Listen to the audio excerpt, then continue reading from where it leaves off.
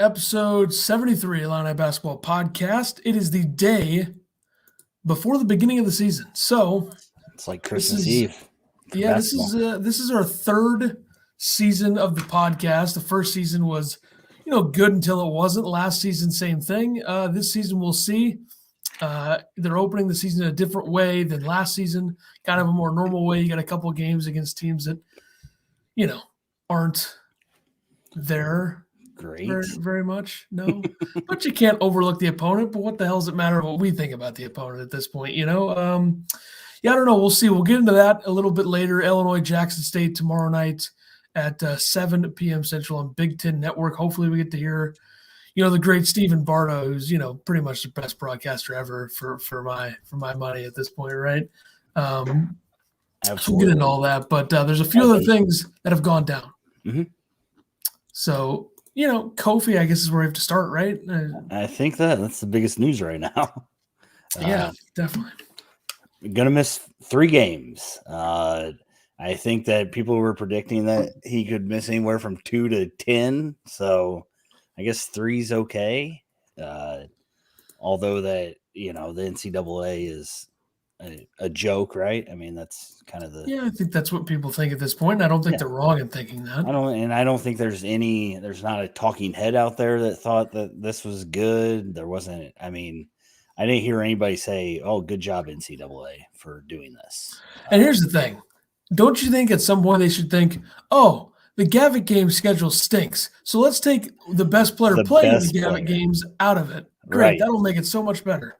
Yeah. Stupid. Yeah. So I mean, maybe that's why it's only 3 games. So he'll be back for the Hall of Fame Classic. I don't know. I don't understand the NCAA when it comes to this stuff. I mean, Oklahoma State's getting screwed too. And that dates back to when Underwood was there. So I don't know. Is it going to matter for these 3 games? Probably not. I mean, maybe. I mean, Jackson State, Arkansas State. Yeah, I don't think it's going to matter. Marquette's probably going to be the toughest game without Kofi. My thing is it going to affect his, National Player of the Year chances? I mean, he probably would have averaged 30 points, 20 rebounds in these, at least the first 2 games. So, yeah, I mean, I don't know. Marquette's just a name at this point. Marquette's just a name, so I'm not too worried about that. I told you about their front court. There's nothing much going on there, but that's kind of good for Illinois that the fact that the 3 games he's missing, you're not too worried about those in terms of missing him. You can still win without him. Obviously, the first 2 for sure. Third one, who knows? I don't know. Marquette's probably going to be a very slow starting team that probably gets better throughout the season. So I think Marquette lost a lot of their players, right? So Garcia, who they wanted at Illinois, who all the fans wanted, went to North Carolina, so he was their best player. They did get Morcell, from Maryland. Yeah. So, surprising that he left and went there, but they'll get to see him again. Yeah. And I guess, you got to take, look at what might be good out of this. Omar Payne is going to get minutes. He's going to get his feet wet, as they say. I don't see why he wouldn't start. I don't know if he will or not. I feel like he may start. I would start him. Yeah. Or they start Hawkins at the 4 or 5 spot, whatever you want to call it. They're going to be a different team, and it's going to be interesting to see, how they play without Kofi. If Omar does get a lot of time, that should be okay defensively. Shouldn't change much on that end because that's kind of where Payne thrives. I did have to pull this out because we've talked about Underwood before, and Hawkins would play 20 minutes one game, then he'd play 1 the next game. And after the last exhibition game, Underwood said Omar's going to have to contribute at a much higher level. That's on me to get him there. He said that he didn't plan on playing him for only 9 minutes and wanted to see more from him off the glass or on the glass. I mean, how do you forget? I just don't understand this, but Underwood's been known to do it. I think Payne's going to have, a lot more time. How much Brandon Lieb do you think we're going to see? Hopefully couple minutes at the end of a game that's a 30-point game. I mean, I think he's going to get time in these games. I really do. It might be 10 minutes, but I think he's going to get some time. So, but I can't wait to complain about that tomorrow night. Yeah. I wrote down Underwood's statement about Kofi. I'm not going to get into it. It's way too long. So if you guys want to find that, it's out there somewhere. He basically just said that he was kind of disappointed with how it went. Kofi did donate all his money to charity, from what we know. So I don't know if that helped his time or if it did anything at all. But I did also want to throw out that Kofi's been spotted around the Springfield area. So he was at Buffalo Wild Wings. He was at Papa Frank's. There are rumors that he might come to other restaurants. So I guess he's making that money back that he probably gave to charity. So you want to come to our podcast? I don't know. Area? Maybe if he comes to next time he comes to town, we can have him live in person. Yeah, that'll never happen. I think since a lot of people these days are into hit pieces and doing targeted pieces at people or organizations, we should do one about the NCAA and how they hate charity. I feel like that's kind of a thing you could do. Everybody knows the NCAA sucks. Sure. Right. Mark Few gets 1 game for what he does. Kofi gets 3. It's just stupid. Yeah. I don't get it. And I'm not even – it's whatever. Yeah, I mean, the NCAA doesn't get to make that choice, I guess. That's on Gonzaga for only giving him 1 game. So I don't know if we can blame the NCAA for that. No, but it's just an optics thing. It's stupid. I don't understand how Kofi gets more than 2 at this point. I mean – kind of surprised it was only 3, just knowing the track record of the NCAA and how much they suck.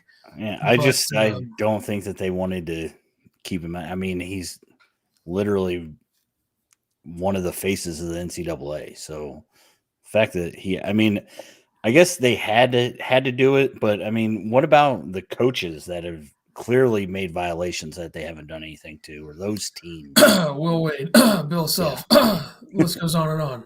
Exactly. Jesus. So, but I guess it's easier when it was blatant, and if Kofi waits 3 weeks, maybe it all changes. But he didn't. The moral of the story is that the NCAA still sucks. Yeah, I feel like that's what you can take away. They're still not looking out for the players and whatever. So, and you can't even call it amateurism anymore because it's not. I mean, the guys are getting paid, so this is what it is.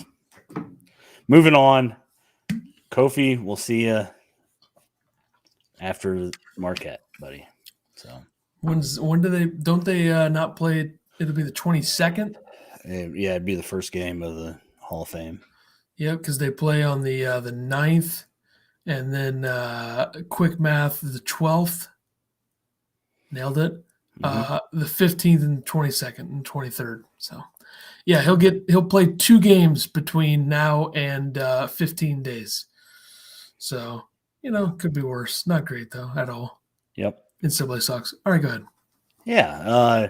On to some commitment news. I know that you were super excited about this. Absolutely. Merez Johnson has committed to Illinois. He's class of 24, so that means he is a sophomore right now. He's anywhere from between 6'7" and 6'9", depending on who you ask.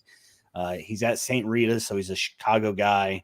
And he plays for the Mean Streaks. This is Tim Anderson's first big commitment.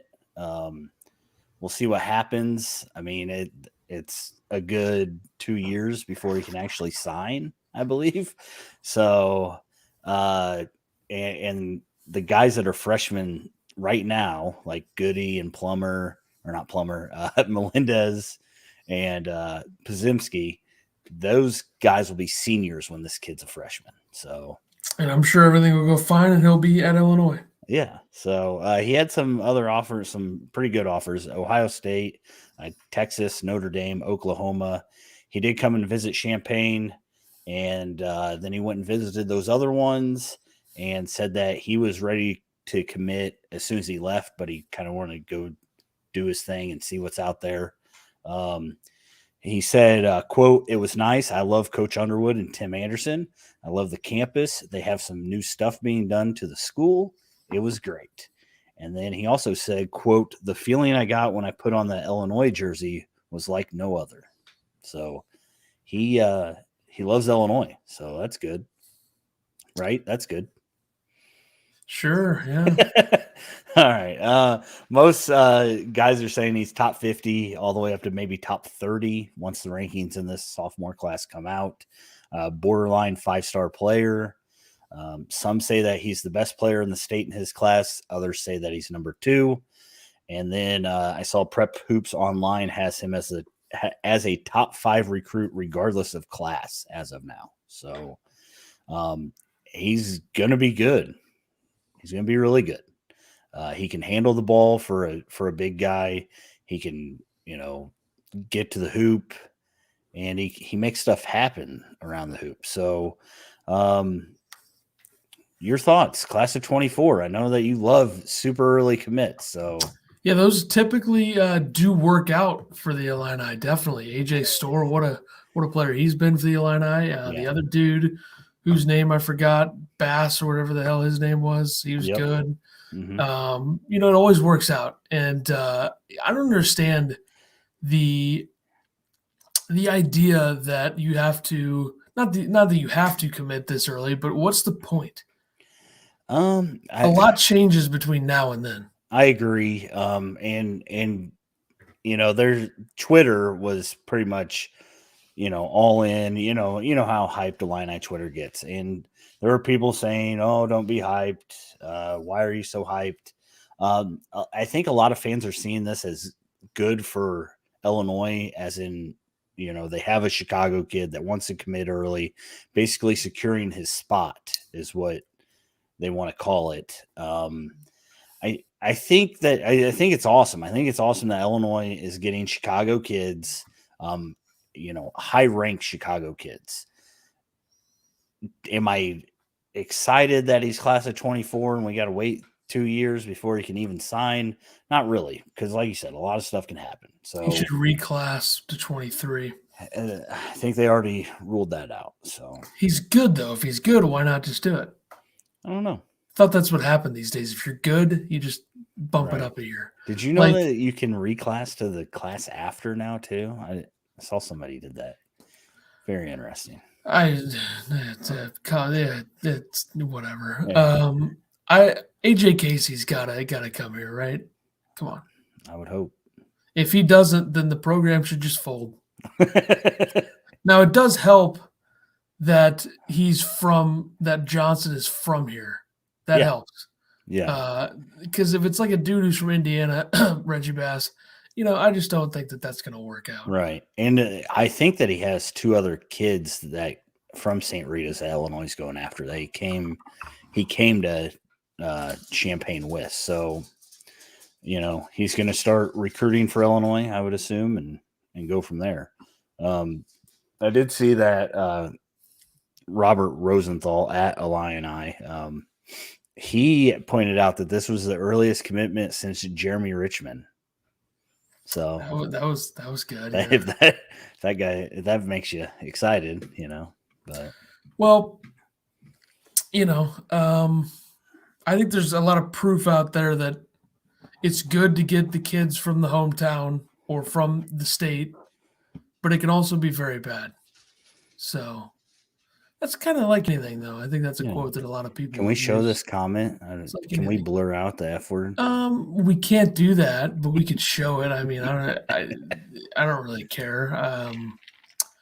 But there's examples of in-state recruits coming here that were supposed to be good or supposed to do something who stunk, and I think Mark Smith's a perfect example, right? So I figured a way to get him into the episode this time. So there you go. That one didn't work out clearly because Mark Smith sucks, but I wish him good luck at Kansas State. So we were able to get him in really within the first 15 minutes of the episode, which is pretty good. Very excited about that development. But anyway, hopefully he comes here. Morez, however you want to pronounce it. Everybody knows how to pronounce Johnson. I almost said Jordan. Michael Jordan could come here. Hopefully he comes here and doesn't, back out like a couple other dudes that I know of. Yeah. So, yeah. best of luck. Yeah. Don't get hurt in high school either. Just, yeah. I just want to talk about the IUPA exhibition game. I guess not scrimmage because there's a difference. Illinois ended up winning 94-79, but they were not crisp. They stunk. Is kind of how it. They only won by 15, which who cares? It's an exhibition game. This says Curbelo had 10 turnovers, which doesn't even seem real. 14 points, 12 assists. So a double-double. Well, actually, if you think about Curbelo's numbers in that game, he had a triple-double considering the 10 turnovers on top of it. So a nice triple-double for him. But apparently he got teed up with Hawkins. I don't remember this game. I don't remember Curbelo getting teed up. I do remember Hawkins because he turned around to the other bench and apparently said, "You effing suck." So here's the problem. That's how he got teed up. Here's the problem with that. Number one, it's an exhibition game. Okay, please. Number two, no shit, they suck. Okay, it's right. Nobody's ever heard of them or any of their players ever. They're not even going to sniff like 5 wins this season. Well, I don't know. They were good. They were not bad. For an exhibition team, sure they were for fine. A D2 school. I mean, Underwood said that they would challenge him, and they did. But yeah, Curbelo is. I mean, it's Curbelo, so he does. He's probably going to average 5 turnovers a game. Yeah, I'm starting to get the feeling that this is an extremely boom or bust team for most of the players. Yeah, like Hawkins and Curbelo could really hurt you in a game, or they can really help you. That's kind of. But outside of those two, I feel like the others are fine in terms of that, but.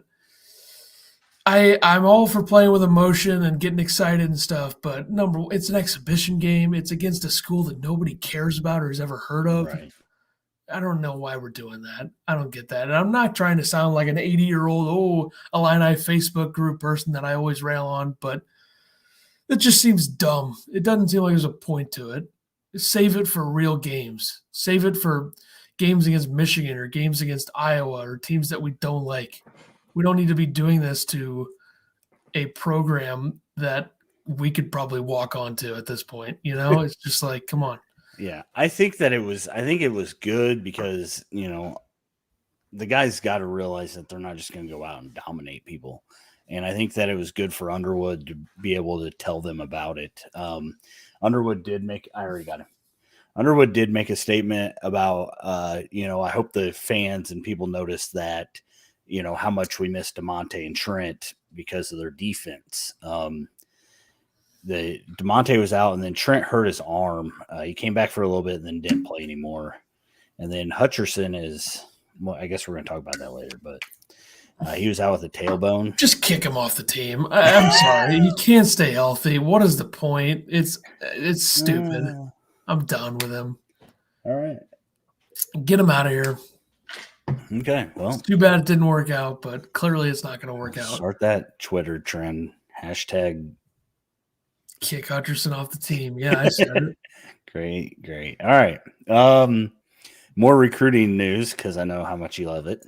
I do a lot, actually. Ty Rogers is named as top 4. Memphis, Alabama, Michigan State, and Illinois. Which means that it's going to look like he's going to go to one of the other 3, and then all of a sudden he goes to Memphis. So there you go. And then he wins nothing because Penny Hardaway can't coach. Go ahead. Then he gets the bag. Tim Anderson has apparently been up to practice to watch him. Illinois is very in on trying to get him. So a lot of people are saying that after the Marez Johnson, a lot of people are saying that Ty Rogers would probably commit this week. So we'll see. Nothing's final till they sign the paper. So Jeremy Fears, class of 23. Jeremy Fears Jr. announces top 8. Illinois, Michigan State, UConn, Indiana, Kansas, Michigan, Memphis, Mizzou. I don't know if Illinois has a shot with Jeremy Fears, but I've definitely heard of him many times. Yeah, I know you really care. Okay, class of 22 commit Jaden Epps played really well over the past week. I thought his name was Damian Lillard. Isn't that what everyone said? Correct. Yeah. Yes. Sweet. It's his little brother. He went for. I don't know how they have different last names. That's weird. He went for 39 in the first game against Overtime Elite, and then went for 33 the second game. He had 31 in the second half. 14 to 29 shooting. I don't know, that's not great, but he did play well against Overtime Elite, which I don't. Have you heard of Overtime Elite? This is the first time I really paid attention to it. So Overtime Elite is basically a place for kids to go now. They just started. They have 3 teams, I believe, and every kid is guaranteed $100,000 minimum.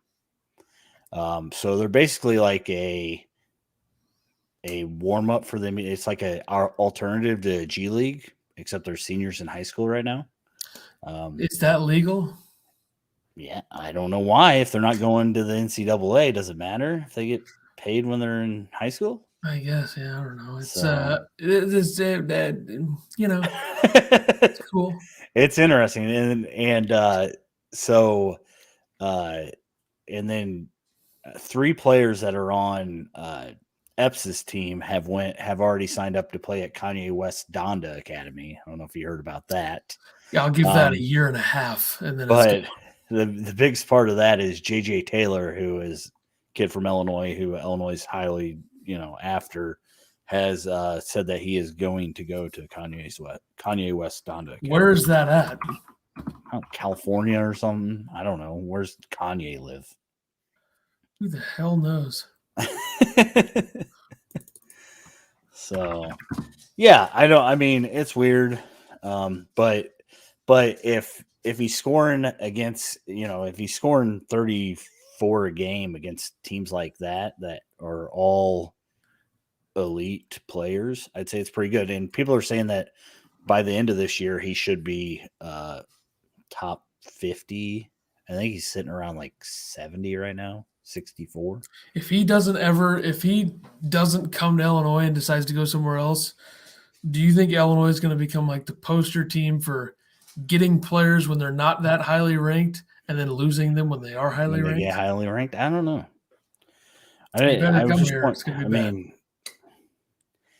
I would assume that he's going to sign. Like when is signing day? Signing day is like this week, isn't it, or next week, or don't know. But he better early sign. Signing period.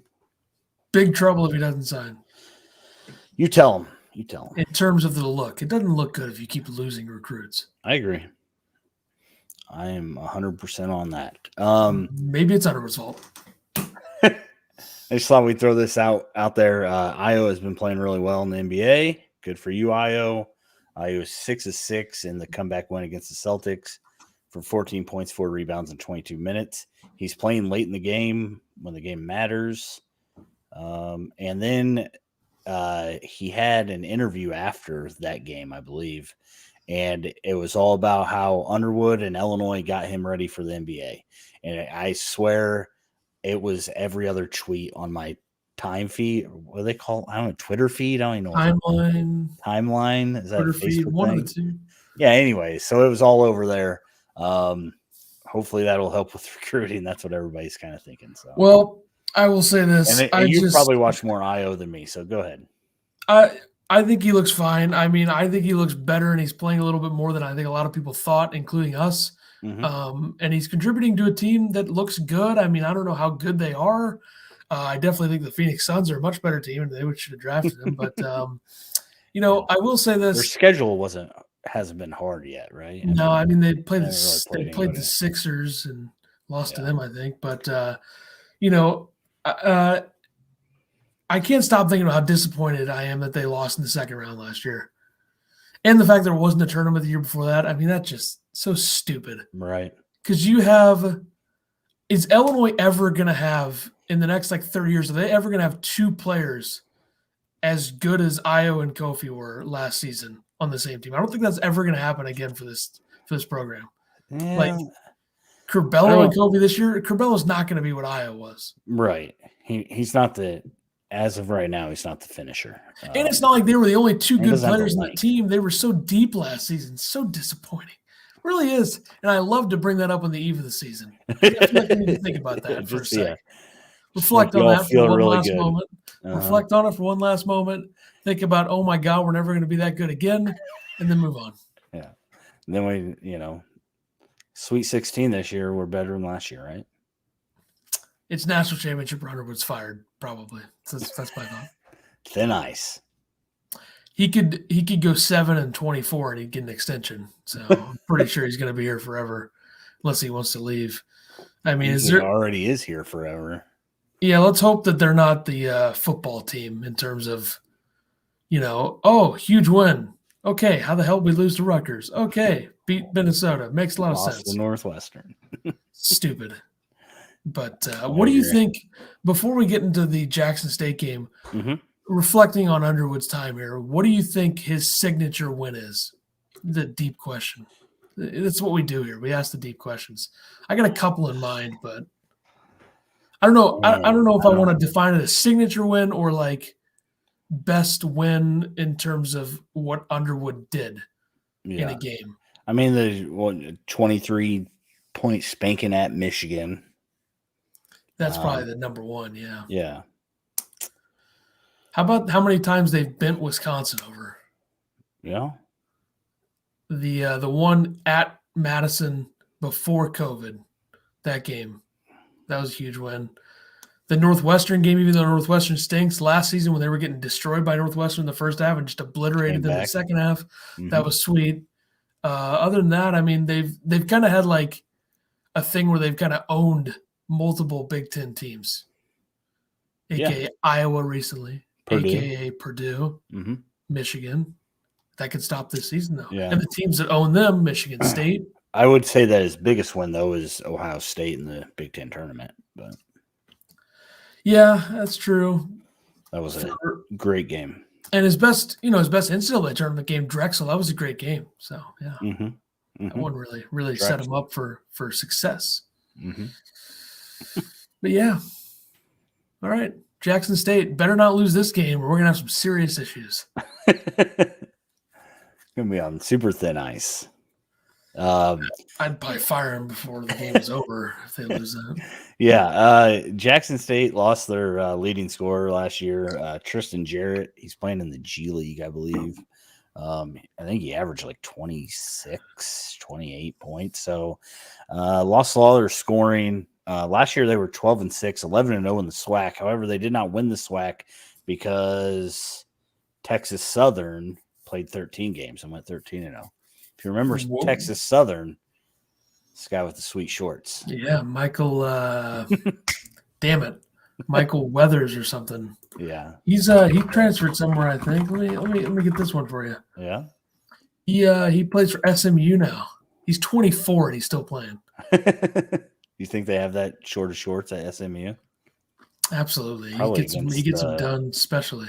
Probably against the religion or whatever, though. Having that short. We could get way into that if you want. No. So he played Oklahoma State. Where did he start? I can't even find where he started. He played at Oklahoma State? Pretty sure, yeah. Dang. That's where he went, and then he went to Texas Southern, and now he's there. So he's pretty much Jalen Coleman-Lance. Guy gets around.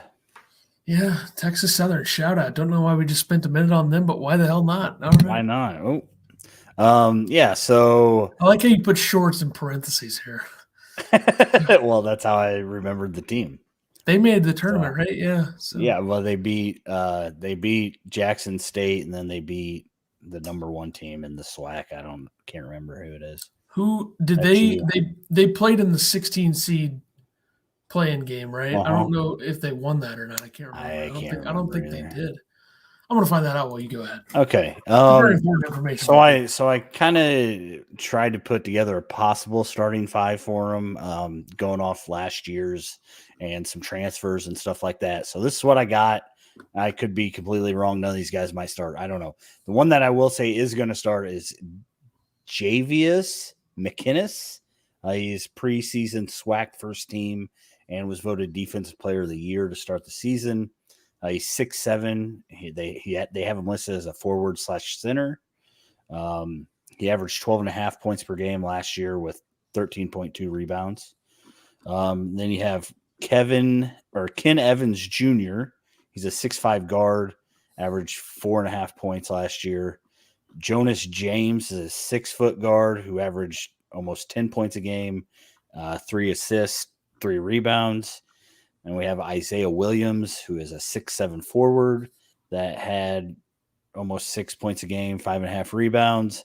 And then Chance Moore, a 6'8". They have him a guard/forward, who is a transfer from Wichita State. He was a 4-star out of high school, according to ESPN. And he had offers from Butler, Dayton, and Virginia Tech. So kind of looking at, they're tall. That's my biggest concern.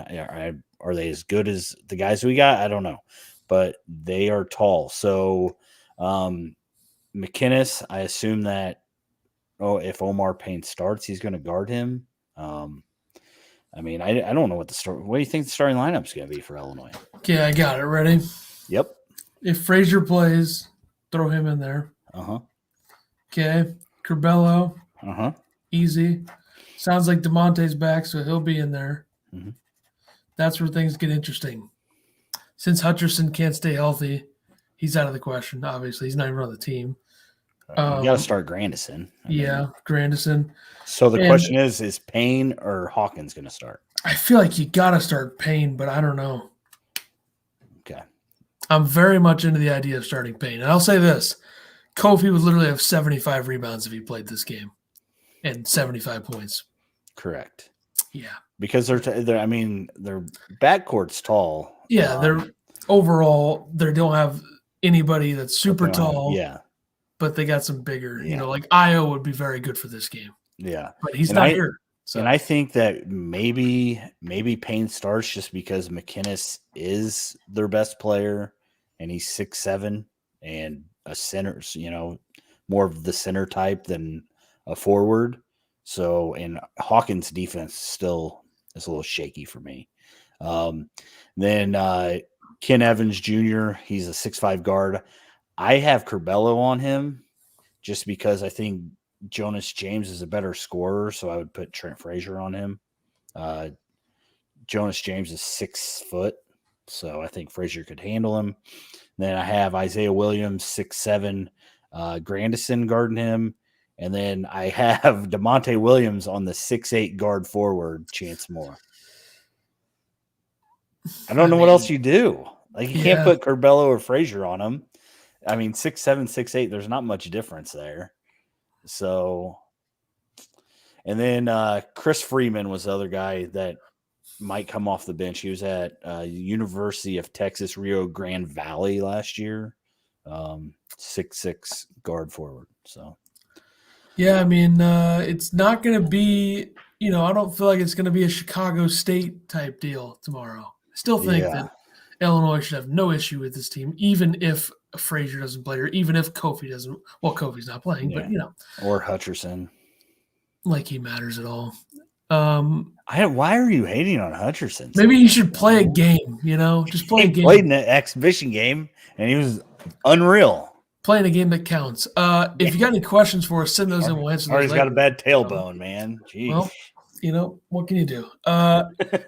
Who starts if Frazier's out? You think Plummer? You just throw Plummer in there? I'll say yes. I'd go with a little more length if Frazier's out, though.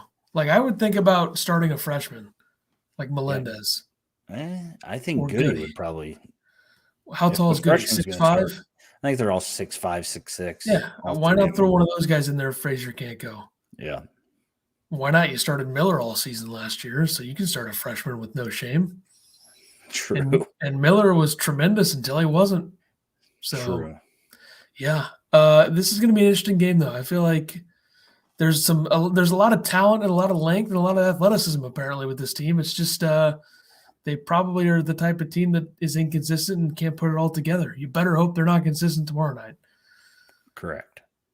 And okay. Underwood did speak today, so you got that. I wrote a few things down via my contributions to this document, which were very good. All 5 bullet points. He did say DeMonte is back. Frazier, quote, good. We'll see. Doesn't sound promising. I don't know why he went back into an exhibition game. That's kind of stupid. And I don't know why people said that he's good to go and you don't have to worry about him. So weird how people say these things, huh? Yeah. Hutcherson, shocking day to day. Wow. Man, is he ever going to play a game? Probably not. I hope so, man. Underwood said this team is thirsty instead of hungry. A bit weird, but not sure the difference. Maybe he didn't give him any Gatorade during practice or something. That is, and then that's thirsty's kind of questionable thing to say by the head coach there. He says the Jackson State is an extremely athletic team that plays extremely slow, which just tells me you got Curbelo, just run the floor every single time. They're not going to stop you in transition 9 times out of 10. Right. So, and then if you need to slow it down, you'll probably have shooters on the outside. Mm-hmm. Bada bing, bada boom. You think DeMonte is going to be not where he was last season 3-point percentage wise, but anywhere near that? I don't know. I think he's going to shoot more is the problem. And I don't think anybody can be that good again. I don't think he's going to be that good, but can he be anywhere near that? Because what was he last year? 60%? 50-something, 56. Something stupid. I don't know. Nick says, I think Jay Neps signs this week. And then he said, we didn't want AJ Storr or Reggie Bass. So obviously, but I don't even understand why they committed in the first place. Stupid. I don't know. See, and that's what I mean. That's the thing. That's the difference between a 3-star committing and a guy like Johnson, who is almost a 5-star, going to be right in the middle, committing. That's where I think the big difference is there. Those guys went somewhere else because we got Jaden Epps and Sincere Harris. So, yeah, anybody named Sincere is probably going to be a sick player in college. If I absolutely. Guess. Most of the big time names are weird names. Absolutely. Kofi's a perfect example of that. Chet Holmgren. I mean, what is that name? Paolo Banchero. What are these names? It makes Drew Timme sound like John Smith. I mean, come on. I have the Haslametrics and KenPom numbers, which we will be incorporating into the previews this season. We already did the Haslametrics, but why not throw KenPom on there? I have a subscription. KenPom in there? I have a subscription. Why not use it, Overall, these rankings mean absolutely nothing. I don't even know what they're based on. Maybe projections. Last year and who's I don't think they're that much based on last year because teams like Duke and Kentucky are super high. But overall, KenPom has Jackson State at 295. Haslametrics has them at 306. Mm-hmm. Illinois on KenPom is number 4. They're number 6 on Haslametrics. Offensive efficiency, Jackson State 337 on Haslametrics, 347 on KenPom, so not good. Illinois number 9 on Haslametrics and 11 on KenPom. Yeah, and Jackson State averaged 65.6 points per game last year, which was 302 in the nation. And they had a player who went to the G League and averaged a ton of points. Exactly. Defensive efficiency. This is where Jackson State makes themselves somewhat of a worthy opponent in terms of that number, even though compared to Illinois, it's not even close. But overall, 142 on KenPom in defensive efficiency, 182 on Haslametrics. Illinois number 2 in defensive efficiency on KenPom, number 5 on Haslametrics. I'll say this: the most important thing for Illinois this season is defense. Where do you think, not having Trent Frazier would put them in defensive efficiency? Do you think the number goes to 20 based off of an actual game or just a projection? I don't if you take Trent Frazier off the team, where do you think Haslametrics would put Illinois defensively? 16. Okay. And KenPom 13. Nailed it. Okay. So I don't know. I feel like Curbelo, I feel like he's going to be a bit of a better on-ball defender this season. I think he probably has learned a lot from Frazier and saw what those guys did last season. And he obviously is going to get some steals as well. I think there's no doubt about that. But Plummer's a pretty good defender, I think, off the bench, and you got to think that the way that Miller grew as a defender last season, I think can happen with other guys too here. Sure. DeMonte, we know, is a good defender. Grandison, I feel like Granderson's just like a Grandison. Sorry, wow, I pulled a U there. Grandison's a solid defender. I don't think he's great. I don't think he's bad. And then Payne, the reputation for Payne is that he's a really good defender, rim protector type. So, a lot of quite the difference in numbers here for these two teams. But the way that Underwood talks about them and the way they look on paper, it doesn't feel that way. It feels like Illinois is more like, number 5 or 6, and Jackson State's more like number 200. I mean, that's coach talk, right? It is, but it makes you a little concerned for no reason, which is what I'm kind of feeling right now. I think it'll be all right. I hope this season kind of mirrors last season in terms of the first 2 games they dominate. In the third game, they get tested. Marquette tests them like Ohio did. Mm-hmm. But, the good thing for that game was that Ohio ended up looking good later in the season. But predictions, that is where we go next. I don't think that Jackson State's going to score very many points. That's why I say 82-57 Illinois wins. I got 85-69 Illinois. It's usually the other way around. You're giving no respect to the opponent. I'm giving respect to the opponent. Now we flip the script. Now you're giving respect. I think this game's going to be, no Kofi, maybe no Trent. I think this game might actually be close for a little while. So I don't know. I don't know what to expect. It's I don't know. If Trent's out, I would probably move my score a little bit, but I'm just going to bank on the fact that he's playing. Mm-hmm. And if he's not, then I take no responsibility for my pick. I think we'll see is like basically saying he's not playing. So that's kind of what I think as well. But, it's good that the Illini folks out there, we just have such a good group of people covering it who really know everything, and then they're spot on all the time. And there's definitely no paywall situations that you got to go through with these guys. They're usually pretty sharp. Speaking of which, a paywall, if you are trying to write a hit piece and you use a paywall for it, how stupid can you be? Okay, that's number one. Number two, the questions that these people ask Underwood suck. So I don't even need to listen to the questions I still know they suck. That's why I would never, ever want to be a beat reporter. Like, you can't even, it's stupid. And they do these podcasts that suck that don't even compare to our podcast. That's true. And the only beat reporter that we can shout out is Joey Wagner, who was on this podcast. He had the stones to face the fire on this show. Thanks, Joey. We don't give an F. Say whatever we want on this thing. All right. Well, and Jeremy Werner, that dude stinks. But what is going on right now? I had to throw one at somebody. Who's the first name that popped in my head. Shout out Jeremy Werner, does a great job. All right, Nick, thanks for hanging out. Nick said signature wins Big Ten championship and at Michigan. Correct, just like me. Shorter shorts than the girl that plays at Nebraska. I don't know what you're talking about. I'm gonna go with yes because they are short. So, but yeah, now that we've sounds like Nick really likes watching Nebraska women's basketball. Now that we've just raked every media guy over the coals, let's. I didn't say anything about that Richie dude who I probably should have trashed as well.